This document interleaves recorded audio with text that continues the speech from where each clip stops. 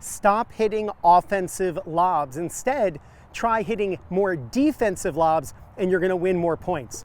So what's an offensive lob? It's when you're trying to avoid the opponent by hitting it up over their head and to get it to dip just barely inside the baseline. But typically when we try that, we either hit the ball a little too low and it's an easy overhead, or we hit it too deep and the ball lands just long. If you're the type of player who, when you try to hit your lobs, you're avoiding the opponent, trying to get it to land behind them, it often leads to hitting way too many shots out, and then for every 3 you hit out, maybe you hit 1 in, but that's not a great ratio. Instead, hit defensive lobs more often. A defensive lob is where you're not trying to avoid the opponent, you're actually purposely involving them. And you're doing so by hitting the ball really high so that as the ball drops around the service line or just in no man's land, they're gonna screw up the overhead. The goal is to actually get the ball in the air for about 3 seconds.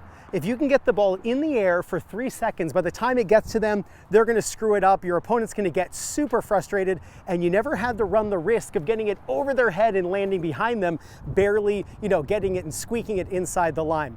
So I've got the Proton Ball Machine all set up. In fact, there's the drill I'm practicing, so make sure you program that into your Proton, and I'll even put a timer on the screen to see if I can get the ball in the air for 3 seconds.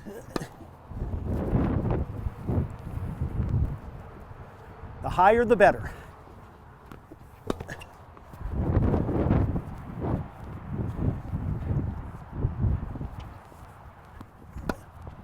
I'm not trying to avoid my opponent. I'm just letting them screw up the overhead. Higher, the better.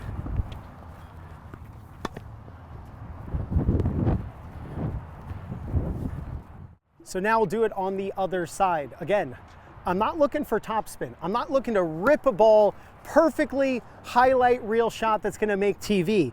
My goal is simply to get that ball way up in the air so my opponent screws up the overhead. The higher you lob, the higher the chance you win.